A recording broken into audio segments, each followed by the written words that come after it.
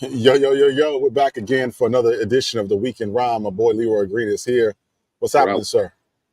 I'm good. I'm good. What's up with you, man? Everything's good. I, Everything's good, man. We switched it up, man. We usually do the Saturday runs, but we figured we do a little Sunday special for today. You know what I mean?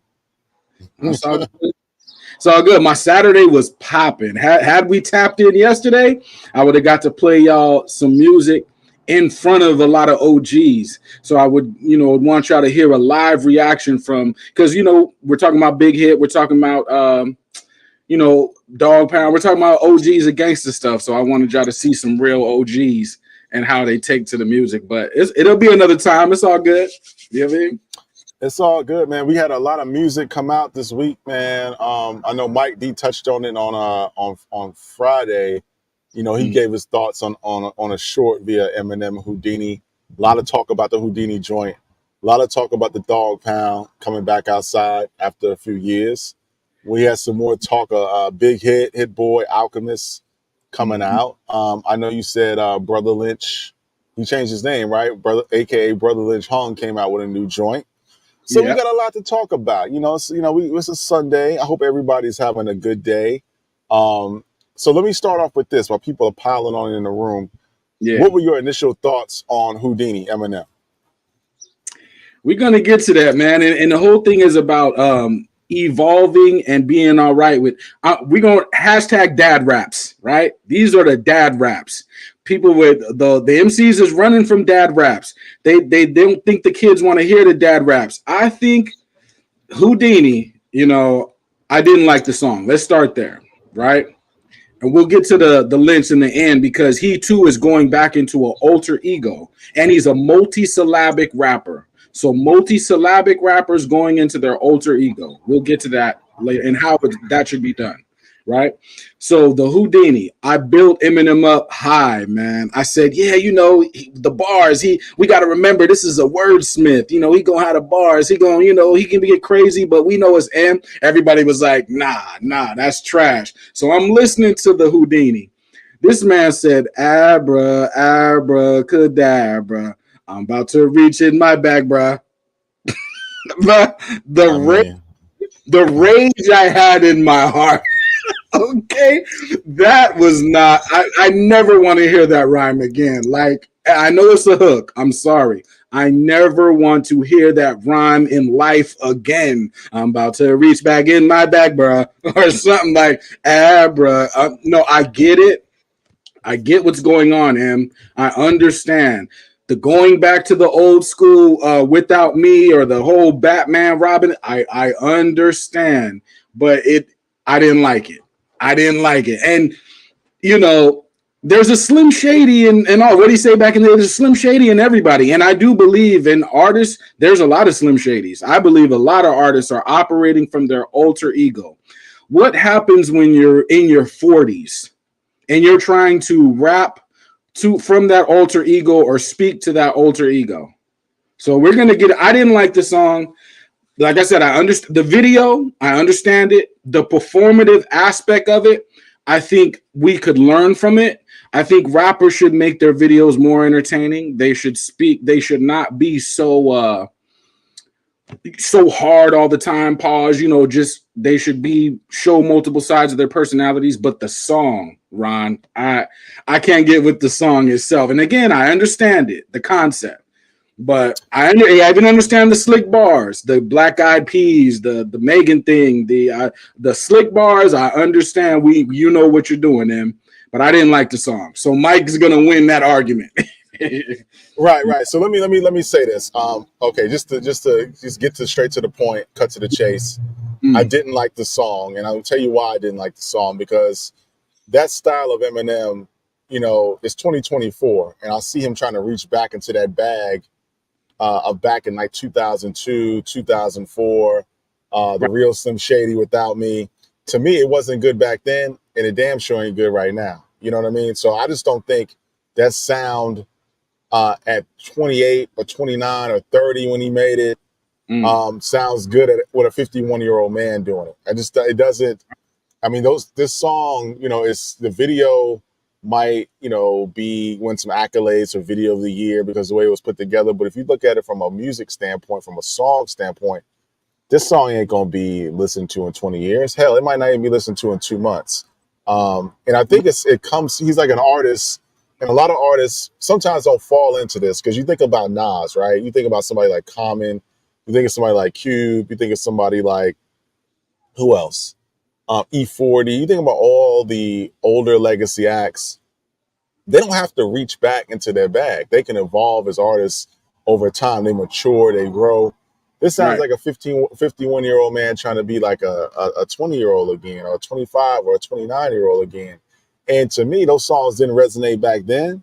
And then it's not resonating right now. So I don't know what he was trying to do. I think he was trying, this may be his last album, and he may be trying to dig back into his well to generate excitement. But I mean, times have changed. We're not in the TRL era no more, right? We're not in the era where, this video is going to get pushed to #1. There's going to be people in Times Square lining up to see Eminem. I mean, again, I'm not being an ageist in hip hop because you see people like Nas and Common still be able to evolve with it. E40, Too Short, Cube, Snoop.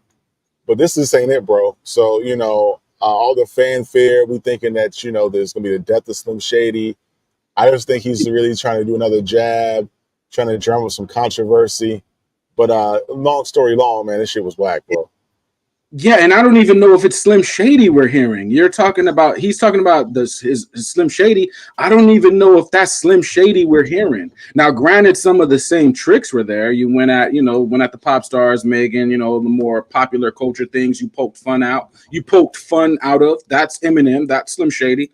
But there's a little bit of dancing the line of a line that Kanye tries to dance with conservatism in there as well. And when I smell that, someone who did the campaign speech rhyme of going at Donald Trump, and then you come with the Bud Light t-shirt, you come with the cancel culture thing, you come with the trans thing, you come with now granted those elements have kind of always been there, but now is it going back to Slim Shady to try to reach in that pool for some views, that I smell that and I don't like that. You know what I mean? So what do you mean? Let me push back a little bit. What do you mean the conservative angle? Because I don't elaborate on that a little bit. I need y'all to feel sorry for me because I'm a rich white guy who doesn't have a voice. Now I get that angle. But that's really not where Slim Shady was coming from. Now, so that's one thing. The nostalgia of it. And a lot of us fall into this rather than evolving, right? How many of you had a driver's license when Illmatic came out? Probably none of us. How many of you had a driver's license when Cuban Link, Reasonable Doubt, Life After Death, All Eyes on Me? How many of y'all had driver's licenses? Probably not too many of us. The reason why it had so much replay value back then is because, one, we didn't have a lot of albums. Two, we didn't have a lot going on. We were playing video games when we got out of school. Let's keep it a buck. If you was in grade school when Illmatic came out, you was playing video games back then. So the albums were the soundtrack to your video game play. Let's keep it a buck. So that's why it had so much replay value, because you was playing video games, in your room, listening to these albums. That's why they had so much replay value. Now, granted, the music was great, but what I'm saying is we didn't have a lot going on back then, right? So the nostalgia bag is a multi-layered bag that we could go back to.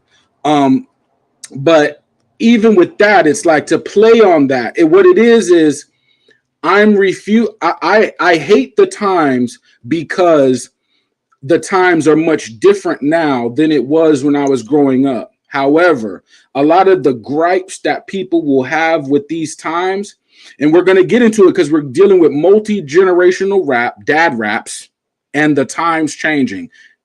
Big Hit, that's dad rap. And Eminem, that's dad rap. Lynch, Dogg Pound, all of this is dad rap. A lot, some of us have grandkids. I don't. You know what I mean? But I have one son, one daughter. But some of us have grandkids. But this is dad rap is what we're hearing. And the way M kind of tried to pull it, that I'm hoping the album is to make it sound like that stuff I was saying back then. It was funny. and it was cool back then. I'm a different person now because I don't want to be cool. That when you reach a certain level, you have to make a decision. Do I want to be cool or not cool? I'm saying let's not be cool. Now, some of us are naturally cool, right? And maybe I'm going on a tangent, but I'm speaking on a lot of things at once. But I feel like what M may have been trying to do was pull into I'm the angry white guy who's mad that the times have changed, right?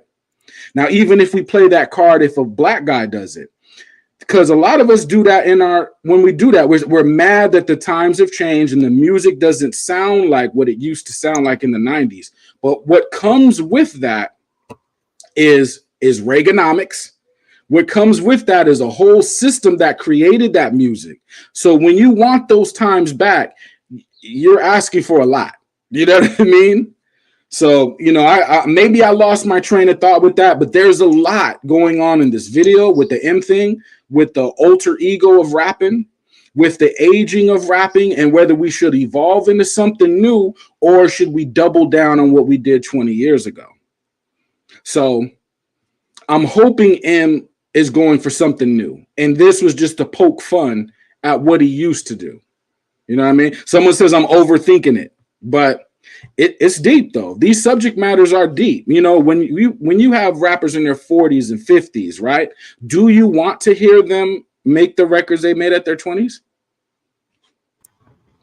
I'm just saying. Oh, I had some technical difficulties, but I got your point. First of all, let me reiterate again. The song was whack. Yeah. The song is whack. Again, the sound of the song. Let's talk about just from a rap perspective. Talk about from a production perspective. The song was whack. The framework of the song is whack in 2024, and it is whack in 2004, 2002. Whenever those songs coming out, I was never a big fan of Without Me. I was never a fan of the real Slim Shady. He's always played a contrived controversial figure, so that wasn't nothing new to me. But I can relate to him a little bit. I'm not related to the whack lyrics and the whack song. I do understand folks in our generation looking at how times have changed. Not being like the get off my lawn crew, but some things haven't changed for the better. And I think a lot of us in this generation, the older we get, we try to accept things because the media tells us to accept them, or we feel like we can't speak how we truly feel. We have private conversations amongst one another. We know some of the stuff that's going on. We don't really rock with, but we got to get on, public platforms. We got to, say we support things we really don't support. So I kind of sympathize or empathize with them in a way because the world is changing rapidly. Most of it's not changing for good. A lot of things, we did a movie episode, me and Vay, and we talked about the scene in Friday with Pops. John Witherspoon was saying back in his day, he felt the same type of way. They talking about 95, 94, where folks would like fight, you know what I'm saying? But now, they had some gun violence back in the day. They had some gunplay back in the day. But nowadays, cities like Chicago, Little Rock, places in Miami, you know what I'm saying? Nebraska, it's all different pockets where, people are wilding, you know what I'm saying? And, people are quick to reach the gun instead of handling it with their fists. So things are changing at a rapid pace with social media being here, with technology proliferating, the schools, the young people have these devices. It's going to change naturally. You got TikTok that's disseminating music now. You got Twitter that's disseminating music, YouTube, SoundCloud. So things are changed. There's no going back when things change. But so I can rock with Eminem to a certain extent on that viewpoint. But as far as music standpoint, that shit was just whack, bro. It's right. Yeah. The song itself was just not a good song, and he's kind of culture vulturing himself, with bringing back an old song. But my whole thing is like, is Slim Shady, is that character, is it a good guy or a bad guy? If you look at it through the lens of 2024, looking at Slim Shady, not Eminem, Slim Shady, his alter ego, and through the lens of 2024, my question is that a good guy or a bad guy? Right? Because if it's a good guy because he's so outside of the box, well, then there's an argument to be made on what side do we stand on, cancel culture or consequence culture? Meaning you can say what you want, But then you have to deal with consequence of what you said. So is that cancel culture or is it consequence?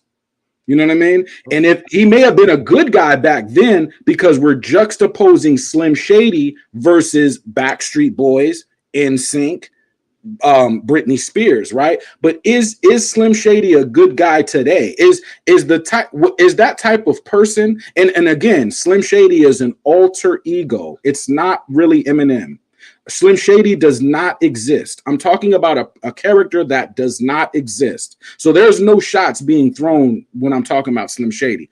But would that be somebody you would stand next to today as a good person in your mind or not? You know what I mean? I don't know about none of that. You know what I mean? All I know that song, the song is whack. Yo, we had A Double in the chat, right? A Double said, "Ain't nothing whack about that song." LOL. Well, you know, I would like to drop the link. You know, Busy B says next topic. I feel you. And the song is trash. But A Double, if you want to chime in and explain us to why this song is not whack, I would love to hear it, man. You know, we like to open up opinions to people, like to open up the platform for people to speak their minds freely. So if the song is whack, please it's not whack. Let us know why, because you know, it is what it is. You know, so I don't know. Again, you know, it's just it is what it is. It's one thing for sure is it's not making me anticipate the album. I wasn't anticipating. I'm gonna keep it a buck. I wasn't anticipating the album anyway, but now I'm really not interested in hearing what else is gonna come from this project. Hopefully this will be his last one, because I think he's aged out. You know, I hate to put ageism on folks, but again, this man's 51 years old making this gibberish, and you know, and this guy, people got him in their top 10, they top 20. I really would like them to call up too, because I just don't understand how this can be. Because if you talk about his lead singles, right? Let's start with let's take Infinite out the picture. Let's talk about the Slim Shady LP, right? You got My Name Is. I mean, that's whack. Ain't nobody in this chat. Let's show our hands. Show our hands. How many people got My Name Is playing at the barbecue, at the barbershop, on their way to work, playing, you know, cooking dinner, chilling with your chick? Nobody's playing that. That's the first single joint, right? Let's talk about the real Slim Shady. Ain't nobody got that on their playlist. Let's just keep it a buck. I'll be very surprised if you could find 10 people that have played this song 5 times in the last 10 years on their stuff without me. I mean, let's just keep going. You know what I'm saying? Right. So now you flash forward to 2024 to Houdini. In 6 months, 2 weeks, 6 days, ain't nobody gonna be playing this record. They're gonna be playing the video, and they're gonna push the algorithm in YouTube and make the video pop. But this shit, I mean, let's be for real, man. You know what I'm saying?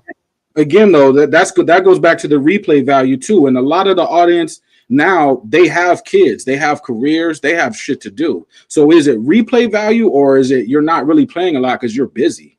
A lot of us as adults, so we can't just listen to music. So the replay value suffers from that because we're busy.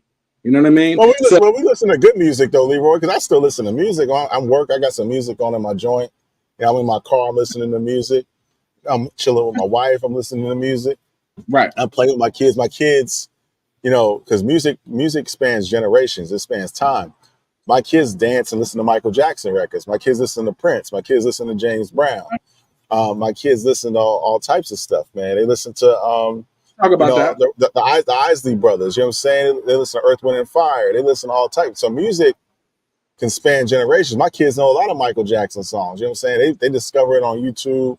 So if you make good music, it can outlast time. Like, you know what I'm saying? When I was 3 years old when Prince was rocking in his peak, you know what I'm saying? And kids in elementary school would laugh at me because I was singing Doves Cry, you know what I'm saying? And it was like, and my grandma was like, boy, what you singing? You know what I mean? But music can reach people if it's good. If it's good quality music, it can span. And my only point I was making is this music is not good. And I don't know who he's making it for. I don't know who to target. I took my daughter to the airport today. I said, you heard a new Eminem song? She said, Eminem. She started laughing. I played it for her, right? She was like, no, Dad, we don't listen to that. You know what I mean? So it just is what it is. You know what I'm saying? So it's all good. Yeah, in my view, the people that are listening to him now have kids that are teenagers and young adults. So they're kind of busy. I don't think they're listening to rap how we listen to rap as kids, especially in the in this era where you pick apart an album and you pick apart what songs you like, but sitting down digesting whole albums for people that are around M's age themselves, I think they're too busy for that. You know what I mean? So they just pick and choose what they like. Right, I got you. And one more, I want to ask you this. So Yeah. can we start talking about, does he start sliding down rankings? Are we really still in 2024 with what I outlined, his first single work, his songs, his catalog? Is Eminem still, can someone still make an argument that he's top 25, top 30, top 50, top 75? Because it's getting harder and harder for me by the day to look at somebody with a straight face and say Eminem is top 50. It's just getting harder for me. I can't picture Eminem not being top 25. Now, if y'all got 25 guys that have done more in hip hop than Eminem, y'all can let me know. But pound for pound, I can't see Eminem not being in the top 20, 25, or even the top 20. This is still Eminem, y'all. Regardless of how you feel about this man, when it comes to rapping. If y'all know 25 guys that's out rapping him, okay, but I don't know if I can put out 25 guys that's barring up Eminem. Now, granted, I think some people like the song because they get the the comedy of it, and that is a part of rap. There's a subgenre of comedic rap, and if you get the jokes as he's still being lyrical, well then yeah, you might say that's a good song. They get the jokes, they get the I'm gonna be silly for my singles, but when you get the album, I'm gonna get serious on you. That's Eminem's angle, and I think people know that at this point. And I think people just are having fun. Like the videos to have fun. So when they see him having fun, they see the video, they're like, I get it. They want to have fun with the music. And I think M did pull that off. It's just I'm not really into the song like that. You know what I mean? Got you. Last Eminem question for you, brother. Mm. We are in 2024. We are in the post. Well, hell, we might still be in it. The Time's Up, Me Too era. He's getting a lot of backlash on the Megan Thee Stallion lyric. What are your thoughts on that? Is it inbounds? Is the criticism inbounds or out of bounds on the Megan Thee Stallion jump? I mean, there's been so many Megan Thee Stallion rhymes or the shot in the foot thing that I don't think it's a big deal now. And I do think that's Eminem has kind of always been just throwing shots at pop stars, or you know what I mean, stuff like that. So I don't think that's new. I think people are just looking. Again, when we make songs, we're talking to a specific audience. What I see him doing now is kind of angling to try to get an audience he used to be against. The content of his music used to be against that audience.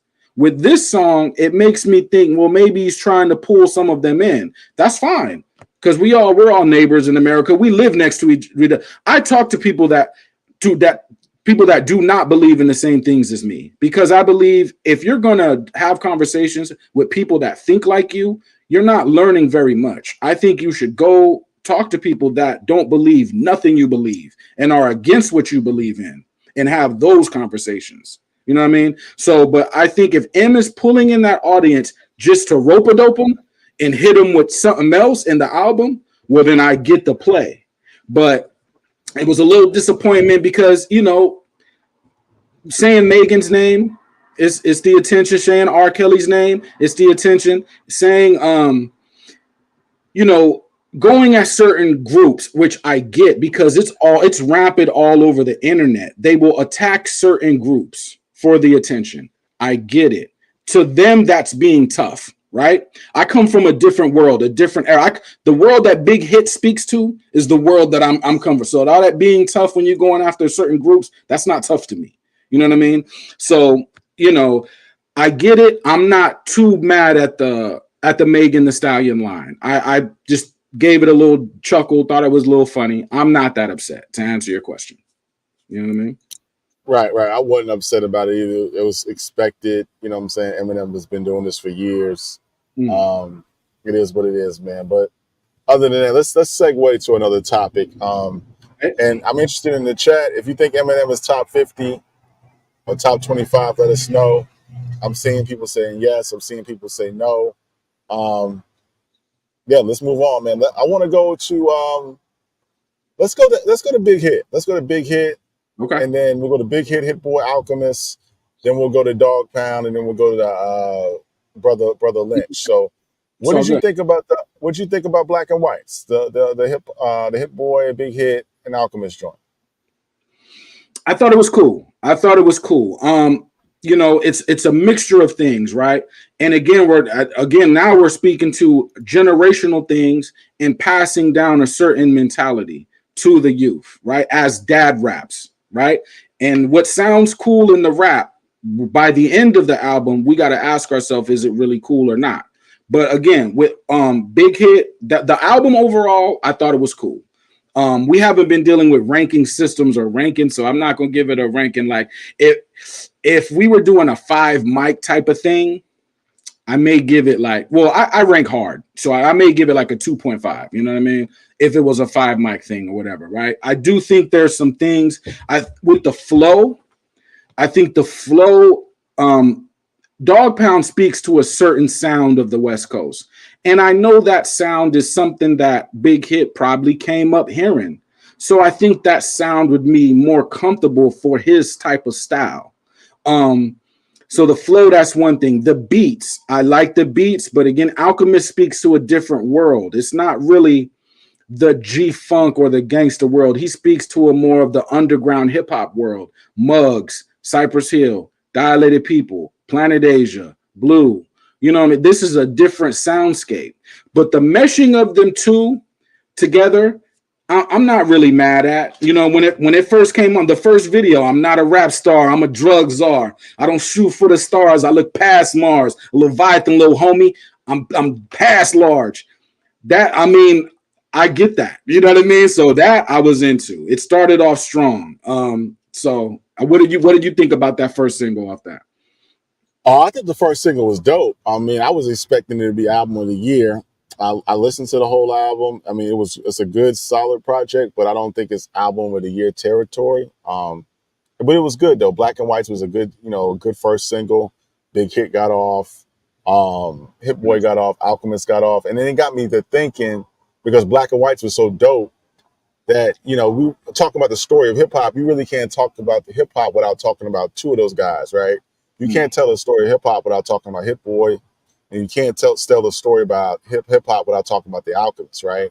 I mean, as a producer, and we just asked the question to the audience: is Eminem top 50, top 25, top 30, top 10, or whatever? Yeah. It's a very strong argument, that Alchemist is, top 25. I mean, because when we talk about the greatest producers or greatest MCs of all time, we kind of look at it like athletes, right? When you talk about football, you can't tell the story of football without Dan Marino. You can't tell the story of football without Emmitt Smith. Can't tell the story of football without Lawrence Taylor. Can't tell the story of football without, hell, I mean, I'm going to go ahead and say it. You can't tell the story of football without Cam Newton. Can't tell the story of football without Jerry Rice. You can't tell the story of football damn sure without Tom Brady. So when we talk about this hip hop music, look at the history of producers, right? You got Marley Marl, you got Dr. Dre, you got so many people, Larry Smith, you got Rick Rubin, you got somebody from like Manny Fresh, you got KLC from a Southern Tip, you got Toon, you got Premier, you got Pete Rock, you got Large Professor. You really can't tell this hip hop story without Alchemist, man. I mean, Alchemist. I mean, you go back to the Terror Squad joint when he made that. I think what was that song he made on the Terror Squad album. But going back all the way to 1998, even before then, man, he's just dope. The stuff he does with Freddie Gibbs, the songs he made with Mac Miller. I mean, so many different, so many Boldy James, so many different MCs, and now with Hit Boy and Big Hit. You got to make that argument and keep it a buck. A lot of people knock us to say, we being, certain type of way because of skin color. Nah, man, Alchemist is dope. You can't tell the story without Alchemist. I thought this project, if you're on the ranking system, is a solid 4 mic joint. And I'm just, it sounded natural. It didn't sound forced. Hit Boy and Alchemist have chemistry. Big Hit got off on it. And I give him his props, man. Shout out to Alchemist, man. I mean, yes and no. I believe certain people possess certain skills that puts them on a high level. But when you start speaking about the greatest in hip hop, I think they could get lost in the shuffle. If I say Crooked Eye, and Eminem, they're really the set. Crooked Eye is just Black Eminem without being funny, but multisyllabically, he's still that. And Crooked Eye is one of the best rappers.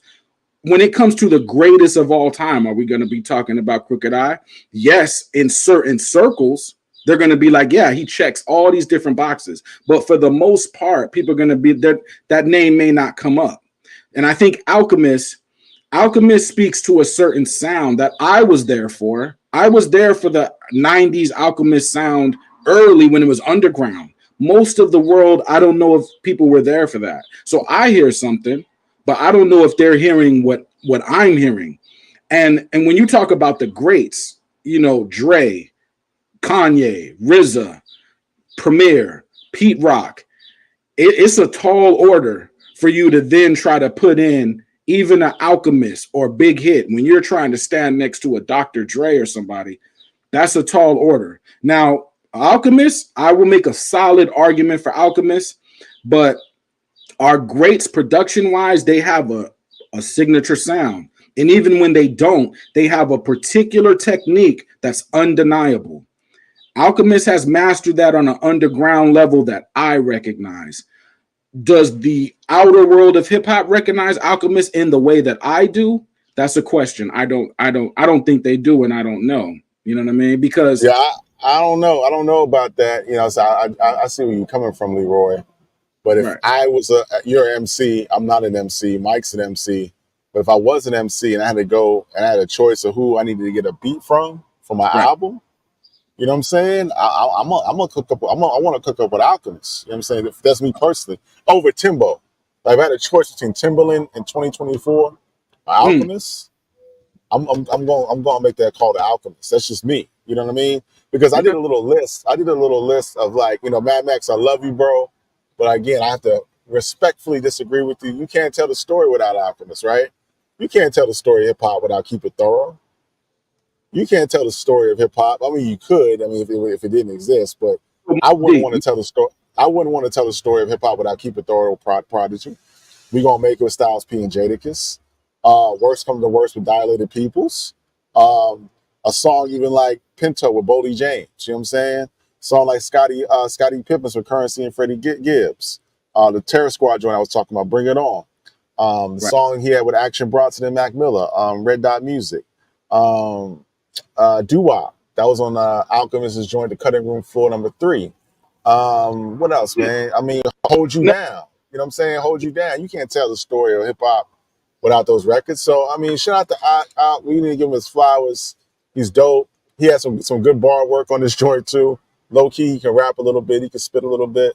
But, you yeah, know, he's a I mean, I got to say, man, 2024, you asking me today, you know, who I want to get a beat from. Is it Timberland or is it Alchemist? And I hate to single out Timberland like that, but I'm gonna have to make that Alchemist phone call, B.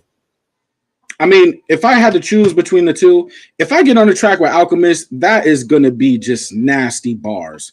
Probably some of the hardest music you're probably going to hear. You know what I mean? So I'm probably going to go the Alchemist route, right? However, if it's a choice between Alchemist and Timberland, my team is going to look at that choice and be like, so we're not going Timberland? They're going to be like, you sure? So again, I mean, it's just two different worlds. Timberland exists in another type of world, and that's no shot at Alchemist. But an Alchemist is for a barsmith, someone who is going to. But when you're trying to move culture, meaning now it's not about bars. I'm trying to move culture. The Timberland sound is probably going to get that done before an Alchemist. So, and again, that's no diss because I love Alchemist and got all his shit and I prefer that, right? But Timberland is something else. Timberland is something else. You know what I mean? When I He say is. culture, what I mean is move beyond the head circle, the circle of heads, to move, expand in the bass and sound and everything. Timberland is about expansion musically, you know. Right. I don't know. I don't know, Mad Max. That's a good question. Is he asked, is ad lib better than Mad Lib? Is Alchemist better than Madlib? I don't know. I don't know. I don't know. That's a good question. I would because Madlib started off with the Alcoholics. He made some stuff with Talib. Most recently, I like Alchemist's music better, but there could be an argument that Madlib could be better than Alchemist. I wouldn't be mad at that. I'm gonna give it to Alchemist over Madlib. Love Madlib. Alchemist has some things that he can do creatively. He can experiment. So Alchemist can take some experimental stuff, mix it together, and go a totally different direction. I'm sure Madlib can as well, but I've heard Alchemist over the years do it so many times to where I have to go over at Madlib with Alchemist. You know what I mean? But the pairing of the music, we get back to the Hit Boy and that, you know what I mean, the big hit, the Go album. back to it, brother. Go back Yeah. to it, brother. So the first song, it started off hard, bounced out of cell to the Times Square billboard, right? That was hard, right? The next song, he started off, saying something was hyphy, you know what I mean? In the Bay Area, we're going to talk about two different cultures, a Bay Area culture and a LA culture, right? But when you start moving further away, certain words mean something different. To the world, hyphy means just high energy, dancing and stuff like that. Where it really comes from is hyphy is you're really a gangster. Like someone who's hyphy is really active in a gangster way. That's where it originated from. And we're going to talk about other things that impact the sound a little bit later with the Dogg Pound. Boldy James on Godfather 2, fire. You know what I mean? What I say here? Oh yeah, that and the subject matter of that too. Not crossing the homies, right? Somewhere down the line, running off on the plug started to be cool. Running off on the plug was never cool in the era I'm from, because why would you do that? You know what I mean? So not crossing the homies. Heartless, that was fire. At this point in the album, I'm starting to kind of worry about the flow a little bit with Big Hit, right? But the content's still dope. The beat's still dope, but I'm starting to get concerned about the flow. Temperature Check, he kind of changed, he kind of adapted with it, and that's why I said, okay, he's on top of it, right? So that was a dope cadence with the temperature. Foreclosure with the beat switch with Alchemist, fire beat switch. Champion, he talks about the prison principles, right? I pray that none of y'all ever go to prison with all this gangster shit that you listening to. We'll get into that at the end, right? But it's principles to that. You get to prison and you realize you're not the hardest dude in the world anymore. Pause. You're not the toughest gangster in the world no more, because now you're around gangsters that exceed your level of violence, right? So there's principles with that come with that in order to ensure your safety behind them walls, right? Count your blessings, Sly, Slick, and Wicked, fire, Dirtball was dope. You know what I mean? I think that maybe that could have been closer to the beginning of the album somewhere, just because it kind of, I think it would sound better if it was somewhere towards the beginning more. But Gank Move, you know what I mean? And this is where, when you're a rapper of a certain age, right? Like an Eminem or a Dogg Pound, if you are passing, and I'm not mad at Big Hit because he was gone for a long time, but if you're passing down a certain message in your rhymes, right, to your children, and I'm leaving on this point, right? I had a son very early in life, right? Very early. So, and I was still a young dude, still running around. So I started trying to remove myself from the street, right? Because I didn't want to be a bad influence, because my son is seeing me, right? But if you're on some gangster time, right, no matter how you try to remove yourself from that situation, it could backfire too. And then when you find that your children get into a conflict and the way they want to handle the conflict is on some gangster time, it's going to make you reflect on the things that you was doing and saying when they was young. You know what I mean? So when I heard the last verse with Big Hit's daughter, And I was a little concerned. Now again, the music was hard, the album was hard, but I think that the evolution of rap beyond 20s and 30s, we have to evolve to something new. And that's just where I want to end that point off. The album was a good album. I don't think it was crazy. I don't think it was whack. I thought it was good. Alchemist did his job. Big Hit did his job. But I am interested to see if maybe Big Hit can go in a more refined area with his next album, flow wise and content wise. And I'm looking to see that the same with M content wise. And when so I'll let you close out what you felt about the album before I get on my Dogg Pound point into how they did it and how Big Snoop does it. Yeah. I don't hear you. I don't hear you. I kind of agree with a lot of the sentiments you had regarding the song by song breakdown.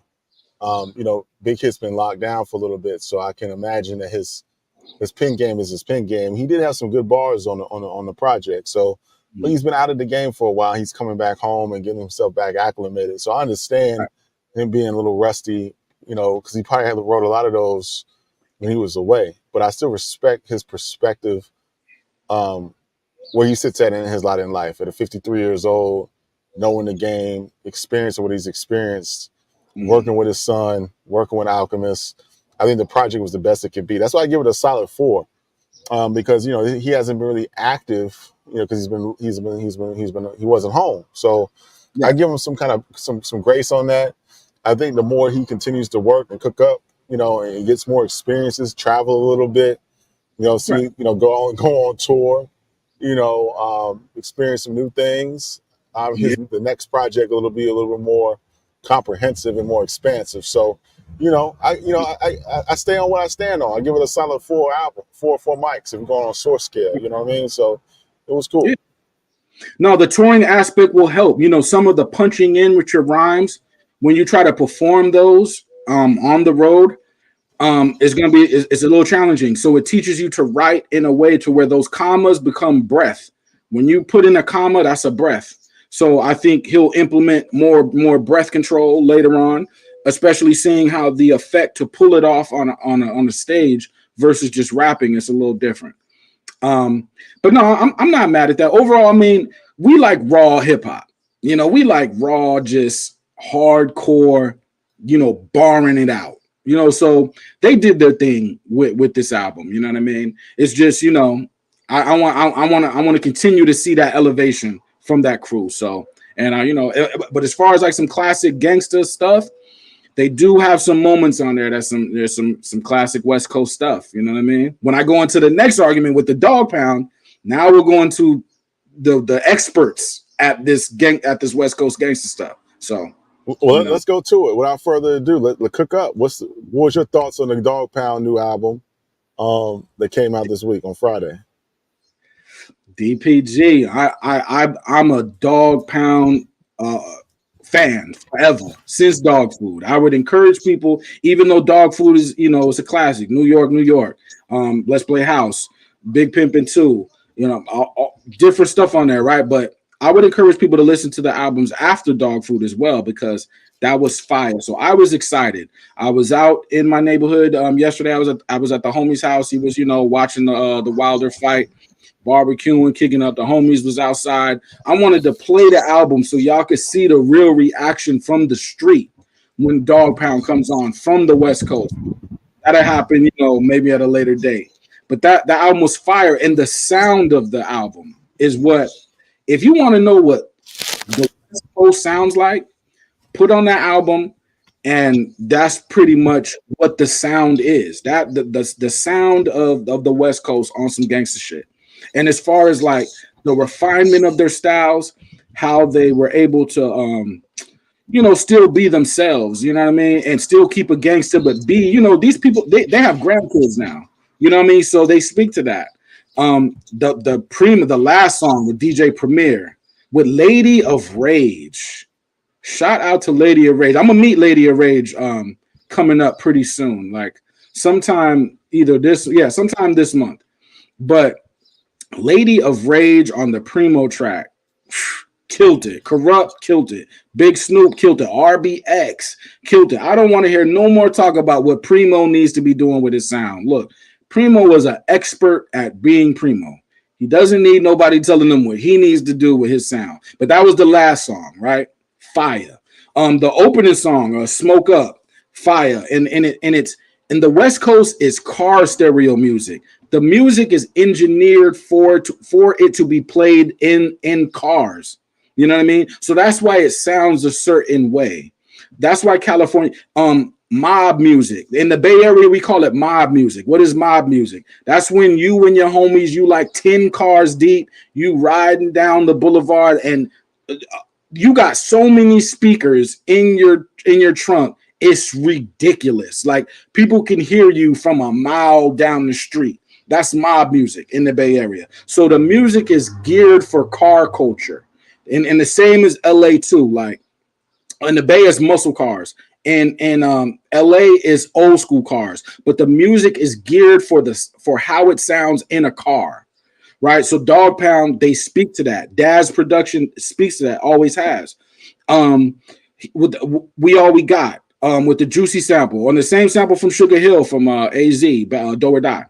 But with the East Siders, if y'all ain't got that first East Siders album, or even the second one, Deuces and Trays, go back to the East Siders, bro. Trey D, Goldie Low, fire. Okay. I'm a dog. Bangs the auto tune, right? There's auto tune on that, and we have a problem in hip hop with auto tune. But when someone knows how to use the auto tune correctly on a hook or something like the Dogg Pound does, it got a totally different. You feel it then. You know, it works then when someone knows what they're doing. On the hook of Need Space, Blast. I think Blast is an awesome hook writer, underrated hook writer. I think just like Butch Cassidy is on this album, who I think Nate Dogg passed the torch down to Butch Cassidy. Butch Cassidy is also an awesome hook writer. But I think Blast, for the last few years, if he gets on your hook, it's a dope hook. Especially, you know, especially for some party stuff. Again, in California, anything could be a party, right? I could just go outside and go in someone's garage, and that's a party. It's gonna be drink there. It's gonna be barbecue there. It's gonna be women there. It's gonna be domino playing there. It's gonna be pool playing there. It's gonna be that's just the lifestyle. So Dogg Pound music, it speaks to that. You know what I mean? It speaks to it's music to have a good time to, and I think they delivered. I again love the Dogg Pound. Big Snoop Dogg. If you were really into some West Coast, classic West Coast, y'all need to go listen to that new Dogg Pound. We All We Got. Fire. Fire. We're gonna try to pull up on Daz and Kurupt when they come to Atlanta. I think they're gonna be there's a tour. They got a tour coming up. You know what I mean? So we're gonna try to pull up on them in Nashville, North Carolina, Florida, Georgia, wherever they are when they come to the East Coast. But yeah, shout out to the Dogg Pound. Yo, I want to put this up real quick, man. Coop is watching the show. Shout out to Coop, man. Shout out to them brothers at Hip Hop Talks, man. I don't know why you shaking your head, bro. It's all love, bro. We support what you guys are doing. Hope you guys support what we doing, man. We gonna do what we do, bro. So if there's any kind of situation you want to talk to me, you got something on your mind, you got my numbers, man. Call me, bro. But man, we having a good time night to night discussing hip hop, man. It's no animosity. It's all cool. Again, my lines are open. Once we get off the pod, you and I can kind of hook up, connect, and it's all love, man. You ain't got to come in the comments, bro, like that, man. If you want to talk about the music, let's talk about the music. Hell, if you want to dial in, you can dial in, bro. I ain't gonna let you dial in and cook up if you want to cook up, man. But it's all love, bro. But the Dogg Pound, man, it's interesting that you say that, you know, this is a quintessential West Coast sound. You know, as you look at when I was talking earlier. I was talking about you can't tell the story of hip hop, and I left off a few names. You can't tell the story of hip hop without Kurupt. You can't tell the story of hip hop without Snoop. Right. Can't tell the story of hip hop without Dr. Dre, and you damn sure can't tell the story of hip hop without Daz Dillinger. You know what I'm saying? So I know what they represent, the Dogg Pound, the East Siders, what they represent to the West Coast in that sound. So man, shout out to them, man. I haven't really had a chance to dig into the album. I heard a few songs of what I did hear. I did like, but But yeah, I mean, I think the Dogg Pound is something, one of those groups that we celebrate them as a whole. I know you guys hold them dear out on the West, but it's somebody we need to really kind of talk to a little bit more and explain to the people what the impact was, for not only for our whole coast, but for hip hop as a whole. Yeah, I mean, man, listen to them albums after the Dog Food. We all know Dog Food was dope, and we all know Daz and Kurupt is dope, just as rappers. But the way they put their songs together, the beats and the rhymes, the play off each other, a 2-man group. The both artists are playing off each other. One ends a verse, the next one starts a verse. They have a certain dynamic within the group. And I think that Daz and Kurupt dynamic is probably one of the best, if not the best dynamic I've seen go back and forth for years, even though, people may not be up on them like that. And again, we're talking about the Dogg Pound juxtaposed with Big Hit and everything. This is blood and Crip. In California, the gang cultures and even the music cultures, they speak to each other through the music. And I'm not saying Big Hit and Dogg Pound do that, but I'm saying it's a culture thing out in California, which is why the Dogg Pound is respected as much as they are, with the sound that they bring to the table. But, I'm going to be biased when it comes to the Dogg Pound because I'm from California. So if I hear Dogg Pound, I'm basically hearing the music I grew up on. So, but yeah, I wouldn't want to tell the story of hip hop without the Dogg Pound. You know what I mean? Because if I'm gonna talk about Snoop, I'm gonna talk about the gang he came in the door with, and that's DPGC. You know what I mean? Right. Well, Still Here has a question and has a comment. He's saying promoting gang culture in 2024 is beyond whack. Were they promoting gang culture on the album? I don't know if they were or not. Nah, they got I guess a song called "Growing Up" or "Grown Up." They talk about how they've been past that, and Snoop has talked about he's been past that for years. Now, granted, some people may be like, well, they're just too old, but these guys, they grew up in it, right? They grew up in it. It's not like they became rappers and then said, oh, now we're gonna be gangsters. It's like, nah, they grew up in that culture. You know what I mean? Same with Big Hit, so it's not like they're fronting. You know what I mean? They are who they are, but their music speaks to having a good time. 90% of the music you're hearing on that album is about having a good time. So if that's gangsta, they're talking about having a good time. The music is about having a good time. It's celebratory music. You know what I mean? So that's what I got from it. You know what I mean? It's dancing. You could groove to it. You know what I mean? So that's what they're talking about now. So I don't think they're promoting, that's who they are. You know what I mean? Snoop Dogg, he has a gospel album. People are always going to look at him as a gangster. It doesn't matter what he says or what he does. You know what I mean? But Snoop, he'll tell you himself he's been past that. But it's just like if the cameras was on me yesterday and I got to do the show where I wanted to do it yesterday, you would have saw a bunch of gangsters around me. That's it, just gangsters.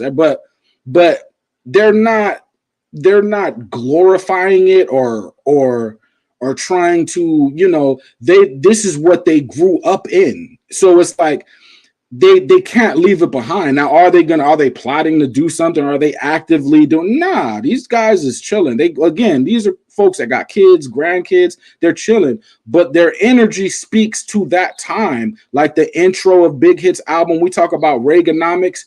We're talking about a clashing of a bunch of different things in the late 80s, early 90s, which produced a more aggressive gang culture.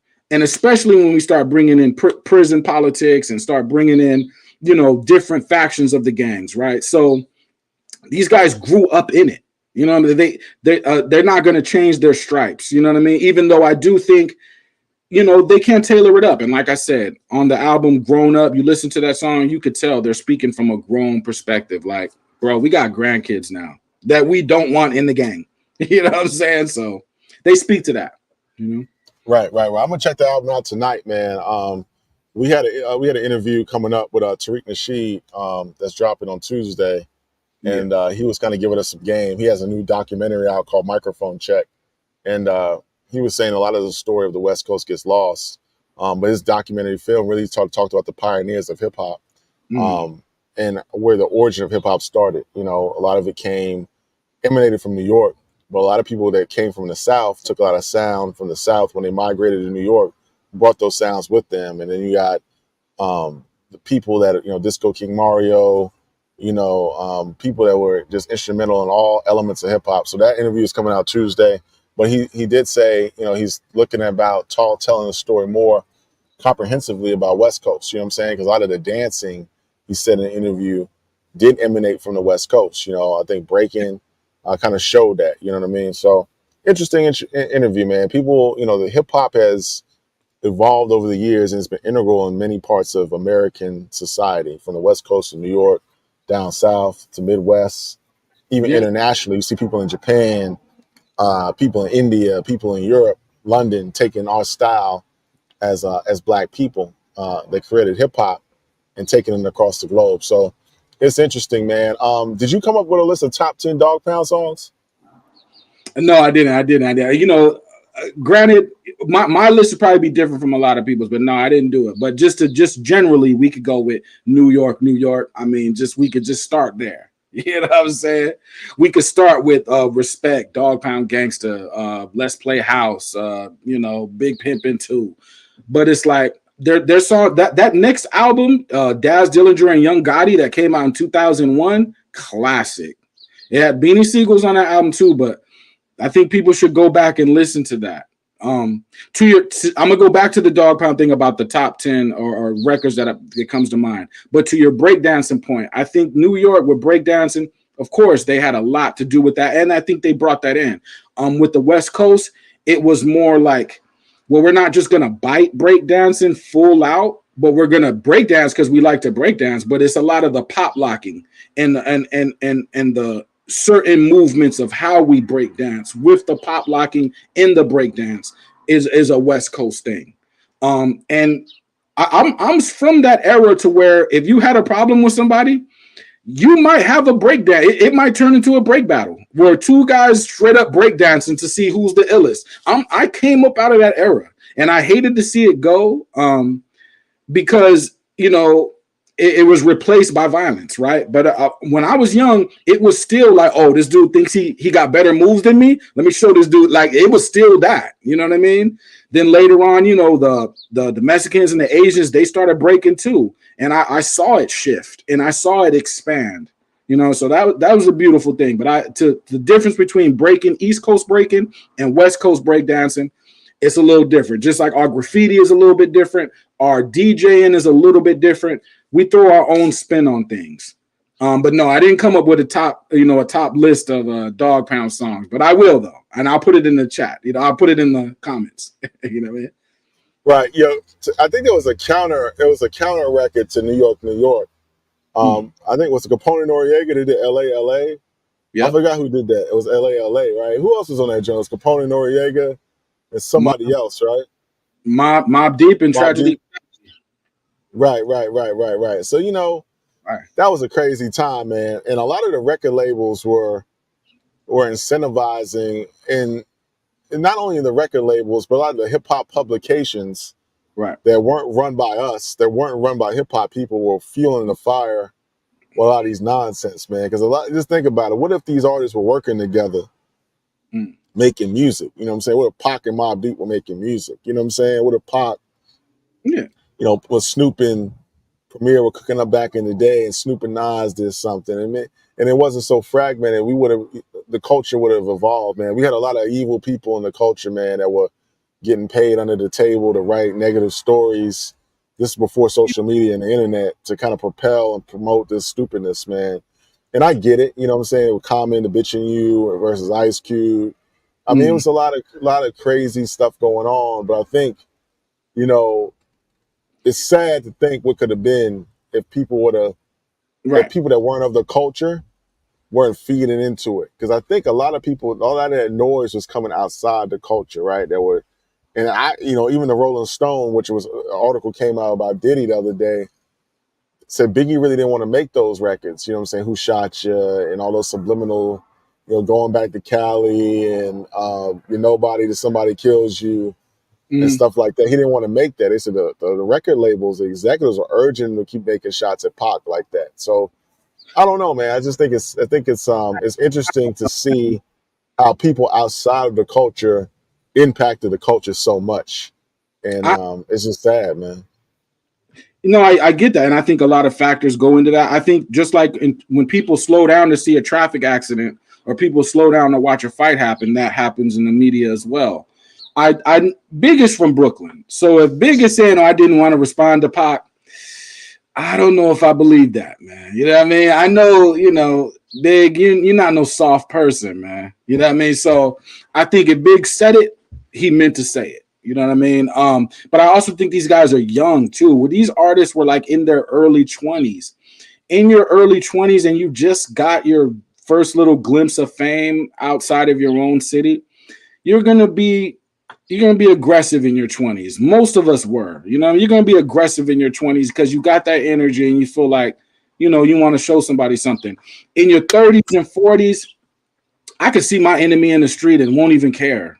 Like, I just won't care. Like, because your perspective is different.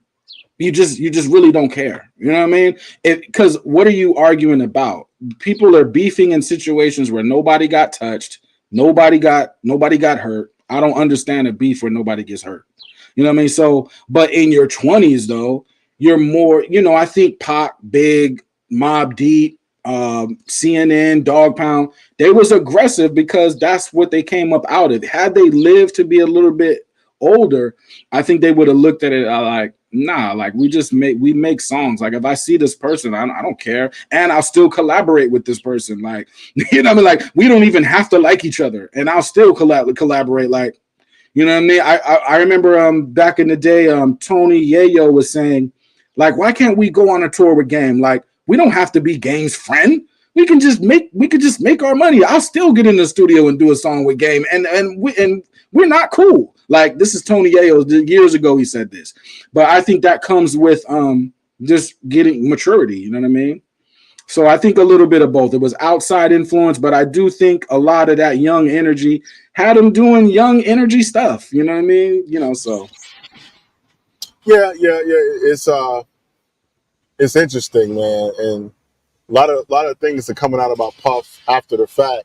Sorry, I'm outside real quick because I got some family in town. I still got that family issue with my wife's grandmother. So she's at the hospital right now. So I'm outside kind of dealing with some family and stuff. But we'll be back on a regular pod situation tomorrow. But it's just interesting when more stuff comes out about Puff. Why? I mean, there was rumblings, right? And I think I talked about it on a previous pod. There was rumbling about what was going on with him for years. But I find it interesting that the same publications like Rolling Stone are now telling a story that he didn't want Big on the cover of Rolling Stone. It was like, well, Big's dead. It's my time now. Then that why 20 some odd years later that these stories are coming out. I just find it odd. What do you think about the timing of these stories with Puff? Because don't you think these stories would have came out a long time ago? I'm not doubting the validity of them. I'm not doubting that they're not true. But I just think it's odd that Rolling Stone was sitting on these stories for damn near 30 years. And now that he's about to get, catch his issue in the legal system, that these stories are coming out.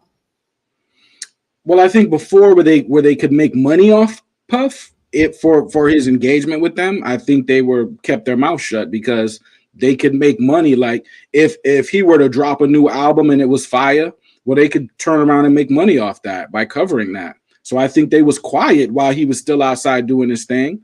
I think a lot of people just don't care, like 1, 2, because if somebody is doing something to somebody else that has nothing to do with you, right? A lot of people, they just don't care. They're like, whoever he's beating down, that ain't my sister. It ain't my daughter. It ain't. So they just don't care. I'm not saying that's right, but I'm just saying that's a lot of people's attitude. You know what I mean?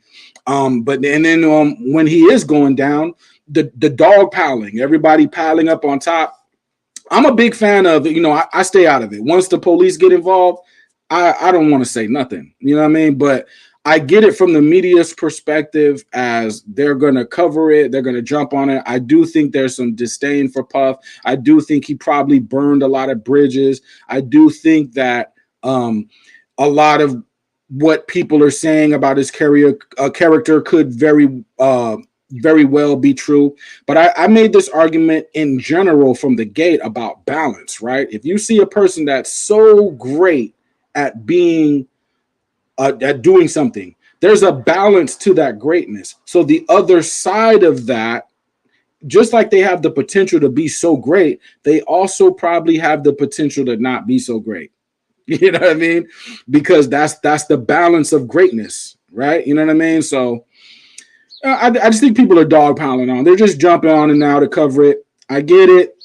We'll see what happens, but you know, I think people a month from now, people will get past it. But people that he personally knew in the game, I think they have a bad taste in their mouth, and not everybody has a bad feeling towards Puff, right? There are some people out there that was like, you know, he was cool. You know, they don't really know him like that, but they've been on tour with him.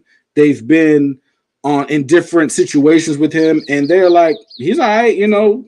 So it's a little bit of both, man. You know. I got you. Well, we're gonna open up the phone lines before we get out of here tonight. If you got anything on your mind tonight, you want to answer the question that Leo and I asked earlier.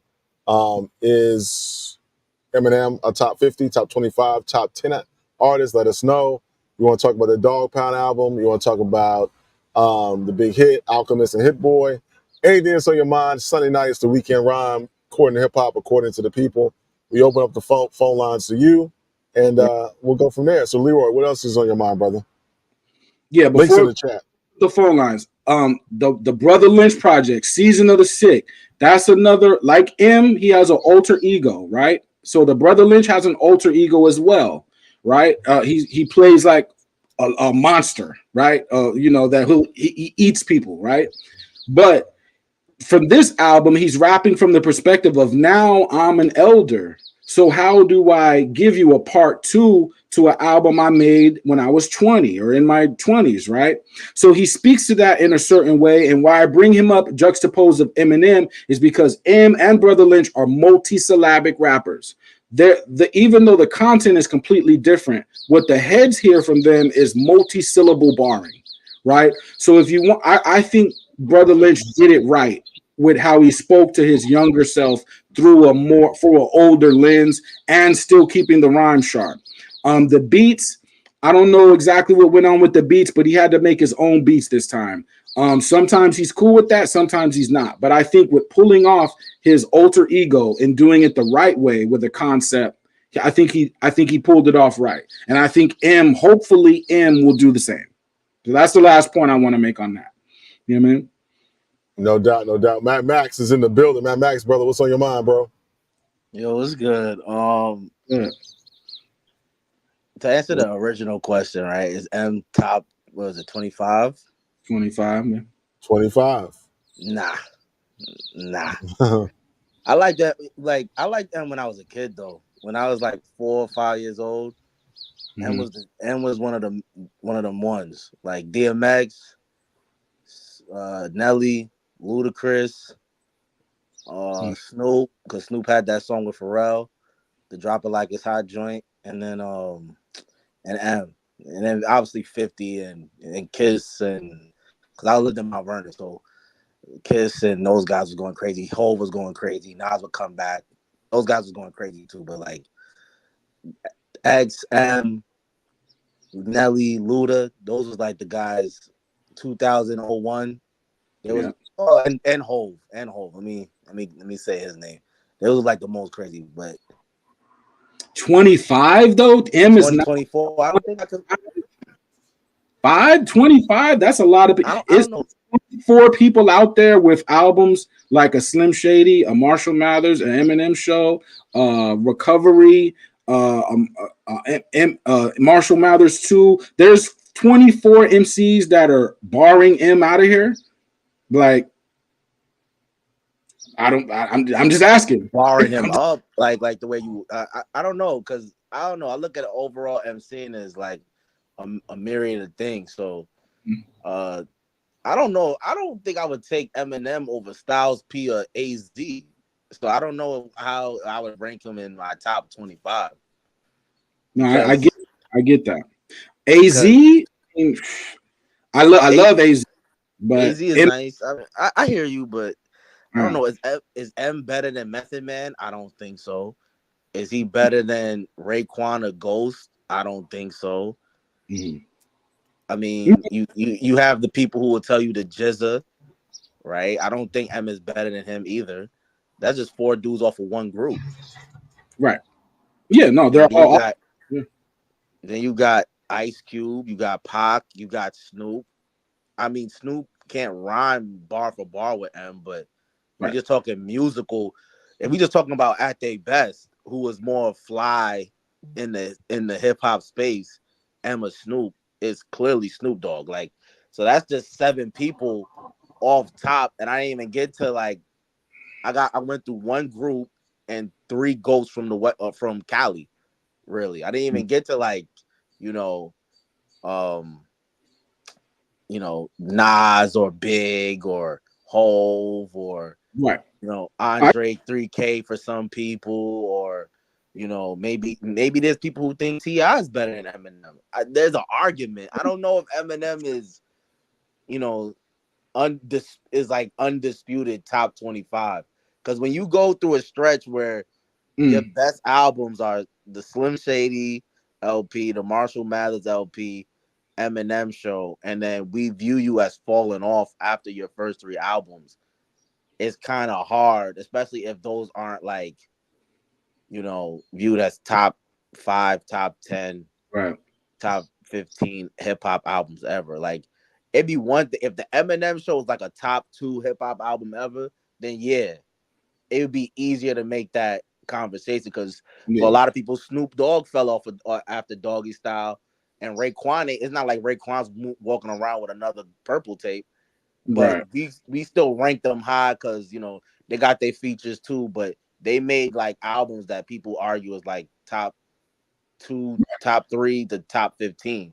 So But let me say you this though. Between Snoop Dogg and Styles P, like I said, being a best rapper is a multitude of things. So Snoop is a cultural icon. Styles P is a mix between a conscious gangster rapper or something. I think Eminem, between Snoop and Styles, there's a spot for M. You know what I mean? And it's like I can't put Styles P over Eminem, and it's like Snoop Dogg brings so much cultural weight to what he does, as well as the music. I can't put Eminem over Snoop, but I can't put Styles P over M, because M lyrically, say what you want to say, but that it's a lot to deal with lyrically. It's just a lot, and it's over the course of 20 plus years, 25 years.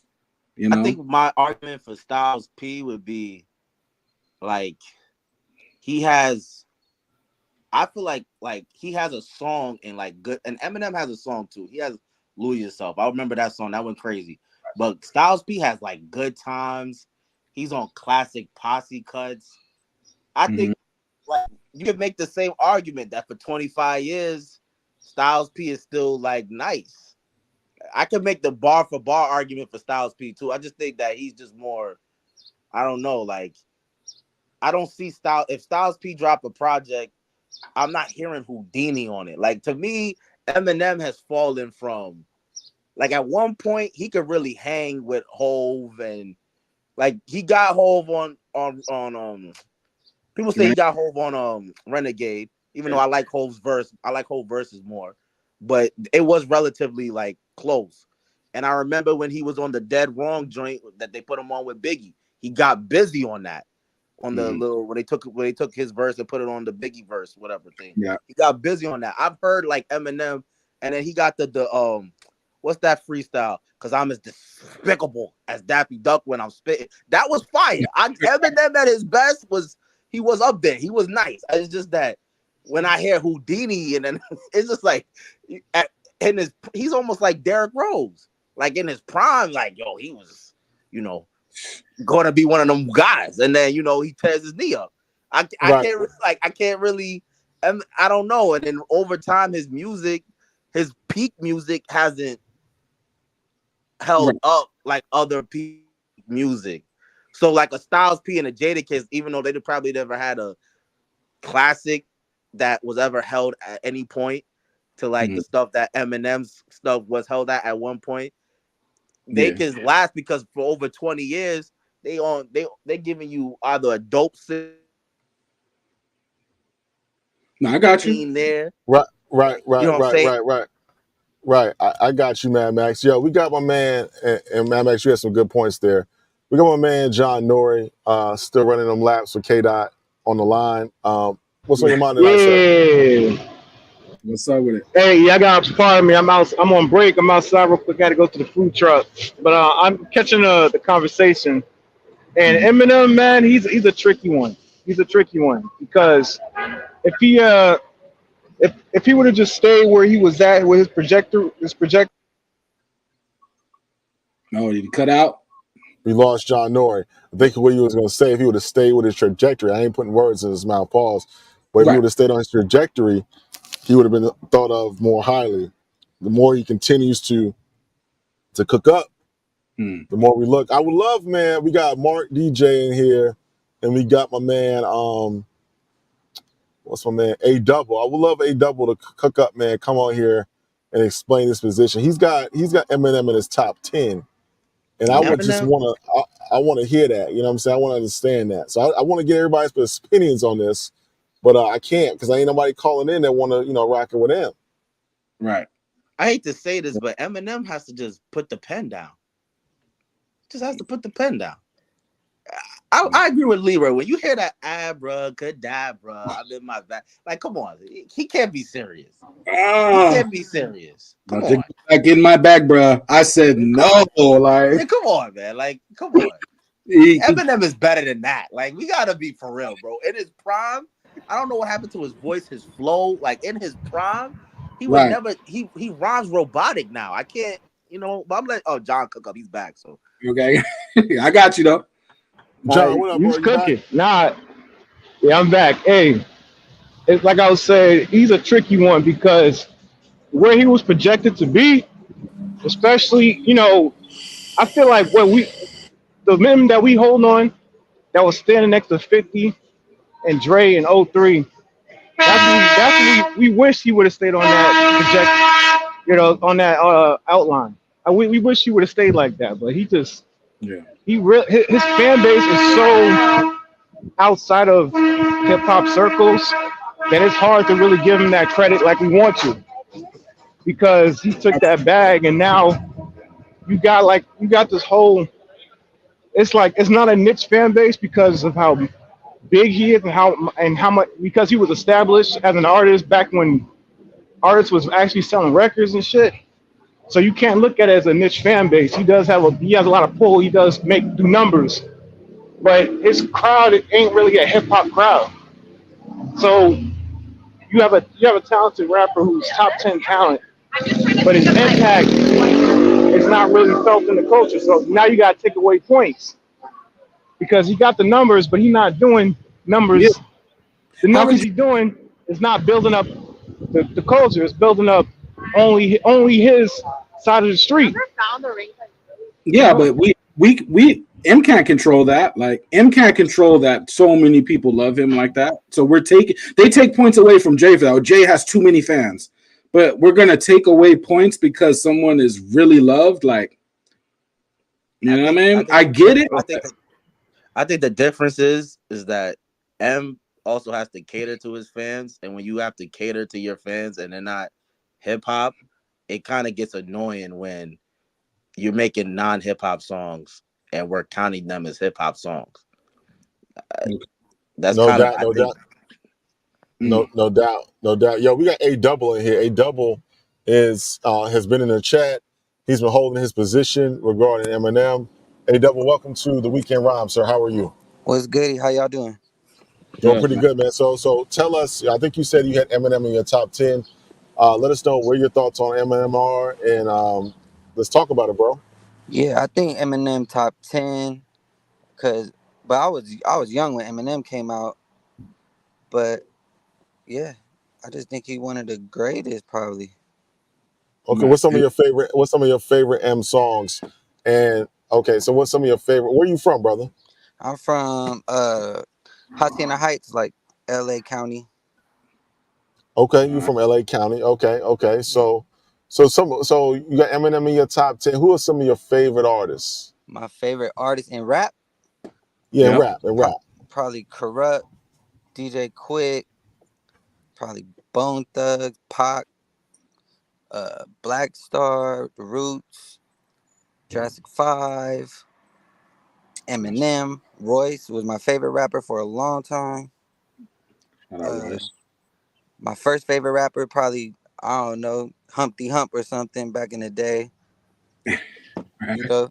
But I just think Eminem did a lot back in the day. And I don't think it was just white folks was listening to Eminem. No. Because I was listening to Eminem and everybody I know was listening to Eminem until probably high school. It became whack to listen to Eminem. Yeah. Mm, I think with M2, once the 50 Cent wave came, I think it was kind of hard for M to adjust in that because you had a lot of that going on. Dipset, Jeezy, 50 Cent. So that's not really M's arena like that. You know what I mean? So I think he brought in 50 and kind of got swallowed up by that wave. You know what I mean? Also. But right. So 50, so but 50 knew when to hang it up though. Once Kanye West outsold him, you kind of saw that 50 hung it up. That's why in New York, we still hold 50 to a high esteem. Like a lot of people still hold him high because we remember the run, and we don't we and then a lot of his fall off we just pushed to the side because he didn't keep showing us the fall off. He just like, you know what, I'm making power now, and He then gave that's y'all right, move on, bro. right, right. Let me ask A Double a question real quick. So what would you say A Double was your favorite two? It's a two-part question. What would you say is well, I'm sorry, it's a three-part question. Number one, what's your favorite Eminem album? Number two, what are some of your favorite Eminem songs? I lied. I'm sorry. That's a Yeah. four-part question. Number three, what do you think about the new song, Houdini? And number four, are people still listening to Eminem outside, whether it be in a barbershop, you know, on your phone, going to work, chilling at the park? Yeah. No. Or is that still happening? So I know I hit you with a lot of questions, but That's cool. what favorite Eminem album? What do you think about the song? Your favorite Eminem songs? Are people still listening to them? My favorite Eminem album, probably Infinite, because it got that little hip hop feel to it, like the old school vibes to it. It's not the big album, but I like his first three albums and his last three albums. Those are the Okay. ones I like. Okay. My favorite Eminem songs, I couldn't even tell you, but if they're fire, they're fire. That's that's usually Well, what it be damn, with bro, you say Eminem. he top 10. But, bro, I got to push back on you, bro, All brother. right, You say you top 10. You got to name well, some cause it's songs, like bro. every song, like it be good. Even the Well, funny, damn. even the funny style stuff, See, that's what I mean. See, he like got his encore own. stuff, be good. But there's also trash on encore. Uh, I couldn't just name a favorite, but Okay. it's like I don't know. I like his newer stuff probably a lot too. I feel you, bro. Well, man, we appreciate you calling in, A Double, man. I mean, I really think, I really appreciate Eminem fans Yeah. calling in. We want to get all perspectives here. So, yeah, Okay. man. Yeah, I feel you, man. So, Oh, man, but go ahead. one thing I do like the new song. What you Okay. like? What you like? What you like about the new song, brother? I just thought it was well produced because I didn't think they could do that sound no more. But I think they Oh, got that okay. sound, and I think Eminem flow showed that he could. He still got swag to him. I think he fell off Let, for a long time, let me but ask you a question, man. Did Jimmy Iovine send you on this podcast to call in, brother? I'm just nah, I'm asking not for a like friend. that. I'm not like that. But I rate. I'm fucking with you, bro. No, I just think Eminem fell off when he stopped being on beat, and I feel like Oh, he okay. found his way back to rhythm at some point. Okay, okay. I feel you, bro. I feel you. Well, yo, man, thank you for calling, man. Are you For sure. subscribed? Are you subscribed to the channel? Yeah, I'm subscribed to y'all. Well, tell a friend and tell a friend, man. We're trying to get to 100,000 real quick. If we get to 100,000, we can have we've been talking to some people. We get to have the According to Hip Hop Festival. We're going to have some big acts come out, but we got to reach that 100,000 marker, man. So we really trying to get that to that marker, man. 100,000 subscribers. We get the budget to do the first annual According Hip Hop Festival in Atlanta, and then we'll make it a thing. We'll have speakers from music. We'll have legacy acts. We have new acts come out, but it's really important. Right now, we're stuck around 18,000. Got 1.6 million on Facebook. We're trying to get that traffic over to YouTube. But once we get to 100,000 subscribers on YouTube, the budget's already set. We'll do the According Hip Hop Festival. And all our day ones, man, that have been following us from day one on the platform will come out, man. We'll send out some tickets and get it popping. But we got to get the 100,000, man. We got a long way to go, man. But it is what it is, man. But appreciate you calling, man. Appreciate you calling, AW. Yes, I got to push back on the replay value argument because I hear it too many times. Again, the albums that we played 1,000 times, a lot of us didn't even have driver's license when those albums came out. So we listened to those albums a lot because what else were we doing? Second, what lyricist do you know gets played in the barbershop? I'm talking about a high extreme lyricism, like Eminem level lyricism. Do y'all hear that at the barbershop? No. When I was a kid, I heard Nas and Rakim. But when you were a kid, there were only a few rappers. I got a haircut last week. I heard Reasonable Doubt being played. That was like 06. Oh, I had okay. Black American on barbers, so they was gonna play like hip hop. They was gonna play. I went to the barbershop. They was playing Kanye one day. It was playing Reasonable Doubt one day. They was playing barbershop. So what? You have to go to the Black American barbers for them to play that. Though. So you just can't go to the barbershop. I don't think M is replay value music. I think M is hit you a good one time in your head music and then go away. Because when you're talking about extreme lyricism, I don't know a lot of people that want to hear that in a group setting. And this is the argument I even had with Nas, and people will argue with this with me all day. I was the Nas fan in the 90s. I was the guy arguing Nas's position. Was Nas getting played in the barbershop? Is that what y'all telling me? Now, you could say, yeah, but in the barbershops that I was in, where there'd be 10, 20 different people in there, they was listening to something that everyone could agree on. And a high... You heard Hate Me Now. You heard Hate Me Now. At the barbershop? I don't know if not I probably... barbershop, more at the gym. Okay, yeah. I probably heard something more fun at the barbershop or something people could kind of gig to more than conscious rap at the barbershop. Hey, when Nas fired up Jay-Z, they were playing in the barbershop. They was playing 50. They was playing 50. Has Lose Yourself. But Eminem also has Lose Yourself. I promise you, black people like Lose Yourself. That is the Eminem song. I think black people universally, that's his. He could come to the cookout with that one. He could come to the cookout with that one. I think we act like lyricism is cookout music, and I don't think it's ever been that. I don't think we ever went to the cookout and heard, some extreme lyricism. That's not what cookouts music is.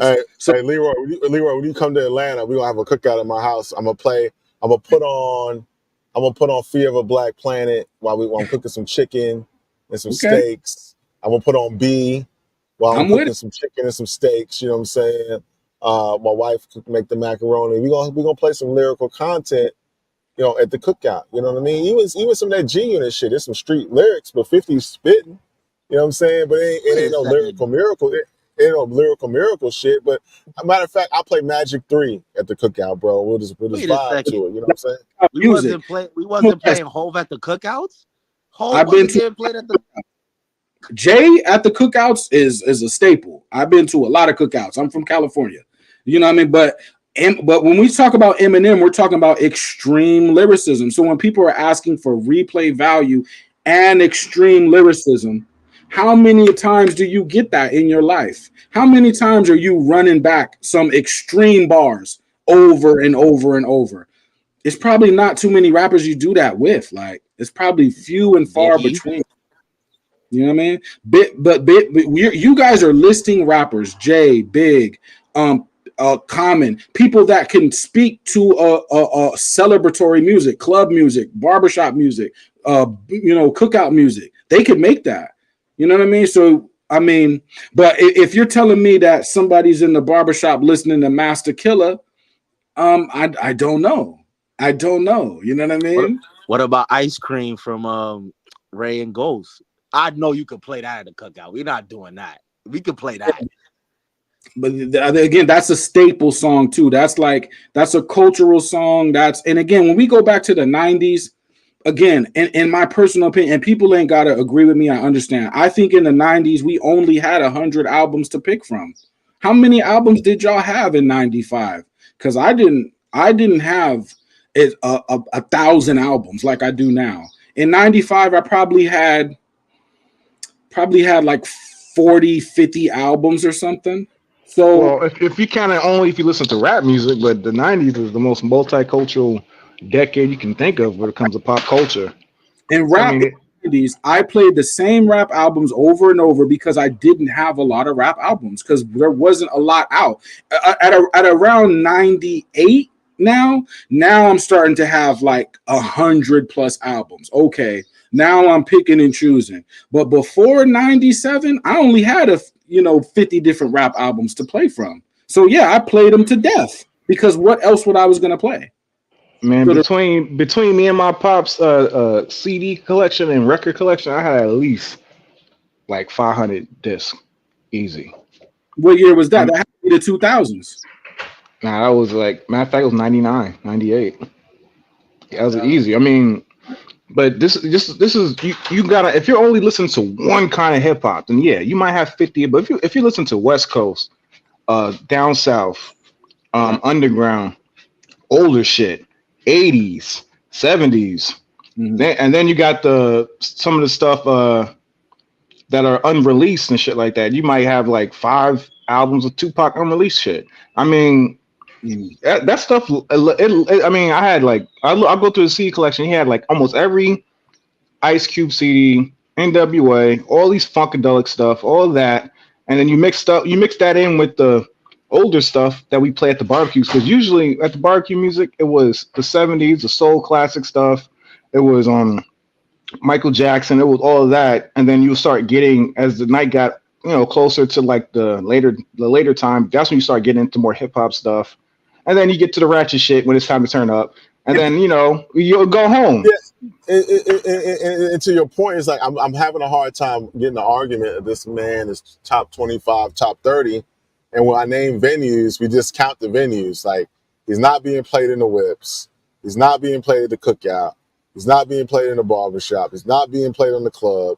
They're really not Not the playing his jazz songs on the club radio either. like Don't that. forget the jazz club. He ain't played there. Not the jazz club, and not playing. They're not playing this man's records anyway. So how can this musical form we call hip hop he be top 25? I'm just not. It's just not adding up. The Most first singles are whack. You know what played. I'm saying? They're just not. I mean, he's just not. I mean, you're gonna hear some Public Enemy. You're gonna hear some Public Enemy. You're gonna hear some. You might. You're gonna hear some Ice Cube, A Bird in the Hand. You're gonna hear It Was a Good Day. You're gonna hear some NWA. You're gonna hear some other shit before you get to Eminem. So how are we putting 25 people behind this man? You know what I'm saying? I just don't get. We got to get out of here. Go ahead, Leroy. Cook up real quick. Oh no, I'm gonna let you go because Matt Max is gonna say Yeah. again in the 90s though, and I was buying albums. I also got albums for free. The labels would send me the albums because I was a popular kid. So if you sent me the albums, you knew a lot of people was gonna hear it. And in that time, there's a finite amount of albums that we had. So and when we talk about 98, 99, okay, now we're starting to deal with a lot of different albums. But before that, it wasn't just a lot of hip hop albums, man. We probably had 100 albums that we would go back through. My You know my what I mean? question is, does Eminem get played by white people like that in 2024? That's the real question. Yeah. The Are we numbers, sure about that? well, the numbers off this new song lets me know. And plus, I know white people too, and they love him. You know what I mean? So, Do they but love Right. do they a lot, love M in 2024 a to lot play of him though? rappers don't get. I wouldn't say as a blanket statement. At this point, Eminem has his own genre of listeners. That's the thing. It's not occasion music. It's most of the time it's midnight music anyway. A lot of Right. that Right. stuff, Right. the real lyrical stuff, that's midnight music. That's something you Right. just put on late in the night. You trying to vibe out. Trying Right. to have an experience. Mm. Right. We got to wrap down, but here I want to do something that we do. Leroy and I've been doing this the weekend round. We've been trying to play music every week, so I want to play a little music here. Hopefully we don't get flagged. We'll just take it out in the edit and we'll keep it moving. But I want to play something about Jadakiss, and I want to ask the chat if Eminem is indeed top 25. Are we saying Eminem is better than Jadakiss? Let's play Jadakiss freestyle from about 15 years ago. Ron. You already know my answer, Ron. Let's go. No! Yeah, yo, I tell you this much, hip-hop is not dead. Change gonna come, just like Barack said. Yeah. Money, power, respect, like the lock said. Yeah. You'll be the man of the house, my pop said. Yeah. Now can you picture me rolling like Pac said? Yeah. Do it for the inmates and all of the hotheads. Heat the streets up right quick, it's all timing. Gucci everything, Sierra Leone diamonds. Tell you this, this ain't even a rap, it's a controlled substance.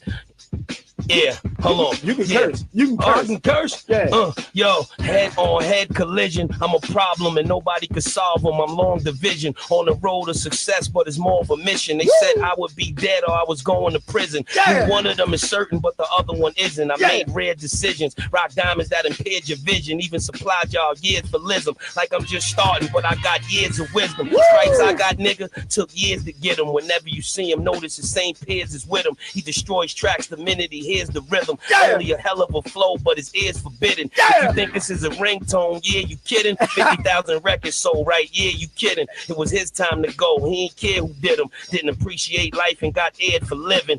PCP by the leader, good Chiba. Sergio Tech sweatsuit, good Adidas. Yeah. Jewels is invisible that we was supposed to get from them. Used to send them to the store, now we blowing piff with them. Nowadays it's different. I was fortunate because I did a lot of listening. The new era is missing it. Everybody 357 and 4/5 in it. Drug program 2 to 4, 3 to 6 in it. Fed send niggas way out by Lake Michigan. Put the coke in the tires only if they Michelin. Never talk on the phone, only deal with official men. You don't even know homie that put you in the shit you in. Got a busy schedule and I don't think I could fit you in.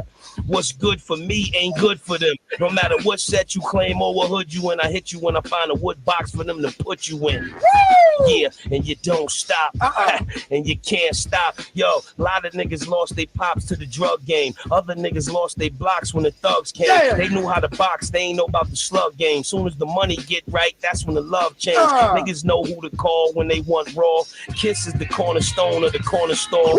D-block general, he stay shining in the back of the van. 2K9 and my dope so strong it's giving fiends the hiccups. Coke so high, got niggas doing stick-ups. Found out another nigga dead, light the piff up. Make sure one is in the head, load the fifth up. Played my hand right, baby, I held aces. Nothing on the scene but blood and shell casings. Nike gloves on the team, they can't trace us. Snitches in the witness protection, getting facelifts. These niggas will never be able to fuck with me. Say my grace before I give them $150. The whole hood with me, they hating, we all spiffy. Everything's a short shot, none iffy. Yeah, April 7th. So y'all got Jada over Eminem. Head-on-head collisions, I'm a problem. Long division, yes. Eminem does not rap like that. Stop it. Punchline. Biased, though. Y'all got Jada over M for punchlines. You sure? I don't know. I'm just asking the audience, Leroy. I'm just saying, you know, I when I hear Jada, I feel different. You know, that's just me. You know what I mean? I'm hearing something different when I hear Jada. You know, I'm hearing something different. What are you hearing? I'm hearing somebody. You not hearing what are you talking about? You know what you hear, nigga. I saw you bopping your head, Leroy. Don't do that. You like them bars. But we putting Jadakiss over Eminem. I think that might be a tall order, people. I love Jada. I love Jada. I think that may be a tall. If you're gonna say because Jada got punchlines, well, If you're talking about Lose Yourself, Eminem, that's debatable. But if it ain't Lose Yourself, The Way I Am, you know, some of the Despicable Freestyle, that M. Hey, what Jada just did is he rapped coming when you got that feeling, you know what that feeling is. That's what he rapping about, that feeling. I heard that when nobody cared about him, he would go on the Wake Up Show and just obliterate everybody in the room every week. That's not that feeling though. That's talent. I'm not saying he's not talented, but can he go to that place? M would just freestyle and freestyle and freestyle and keep going and going until he obliterated everybody. But Jada got a Yo, different type But of can he soul go than to M. that place? Can he go to that place that you just saw? Can he go to that ugly face? Like, ugh. Can he do that? I mean, a lot of times we got to make up all these different parameters to really be feeling his shit like that. You know, we got to Does put him up Eminem against give you the this and jazz face? Does Eminem give you the jazz face? That's what he's basically saying. Eminem don't give you that. Mad Max, you said the best or the rankings is decided by a multitude of things. So it's not just the punchlines or the ugly face or the schemes or the hit songs. It's like a bunch of things all combined into one great thing. So I think when we combine everything that M has done and then we combine everything that Jada has done, I think M still got Jada. I'm sorry, Jada. I'm sorry. Hey, let's play it. Let's play an Eminem freestyle. Leroy, I'll let you pick it, bro. Just find one, and I'll put it in the You joint. you could pick Play the Daffy Duck joint. The Daffy Duck joint anything was from hard. the Wake Up Show. Anything, because I didn't even know what M looked like. I never saw M's face. I used to go on the radio just to hear what M was going to freestyle. I never knew this man's face. I didn't even think M was trying to be a rapper. I thought he was just the guy that just bars people up when they go to the station. Like, you know what I mean? All right, cool. I'm gonna play it, and then we're gonna get out of here because I got to get my family something to eat, man. But check us out on Monday. Leroy, we're gonna let you close the show with an Eminem freestyle. I want to be fair. Hit us in the chat. Make sure you like and subscribe. Make sure you subscribe to the newsletter. Go to the video once it posts. Let us know that Jada Kiss win the freestyle battle, did Eminem win it. But I'm gonna end the show on this note. Let me go ahead and play it, and we're good to go. Hold on. Appreciate y'all, man. Hold on. Yeah, love Jada, but Eminem is a lot to deal with, man. It's a lot. He's been out here a while. I think if Jada had the albums, I think we'd have a different conversation. But I need them big albums from Jada, man. I need Jada. You know? If Jada Kiss had albums, we'd be talking top. All right, yeah. All right, thank you. All right. And I remember.